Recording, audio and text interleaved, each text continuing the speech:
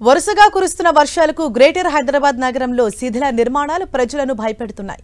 అడపాదడపా కూలుతున్న నిర్మాణాలు ప్రజల ప్రాణాలపైకి తెస్తున్నాయి. ఈ జాబితాలో ప్రభుత్వ కార్యాలయాలు, ఆసుపత్రులతో పాటు పాఠశాలలు కూడా ఉన్నాయి. వందల మంది విద్యను అభ్యసించే చోట ఏదైనా అనుకోని ప్రమాదం జరిగితే చాలా మంది ప్రాణాలు రిస్క్లో పడతాయి.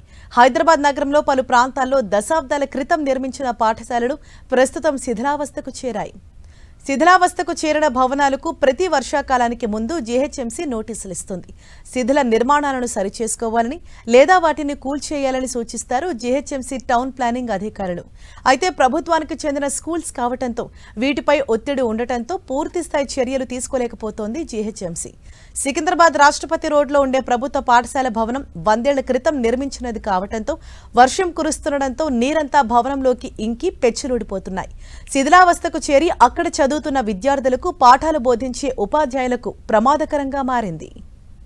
ఇక సికింద్రాబాద్ పరిధిలో ఉండే ఒక ఎయిడెడ్ పాఠశాల సైతం ఇలాగే శిథిలావస్థకు చేరటంతో పక్కన ఉండే నిర్మాణంలో క్లాసులు బోధిస్తున్నామని అధ్యాపకులు చెబుతున్నారు. అయితే టీచర్స్ కూర్చునే నిర్మాణం కూడా ప్రమాదకరంగా ఉంది.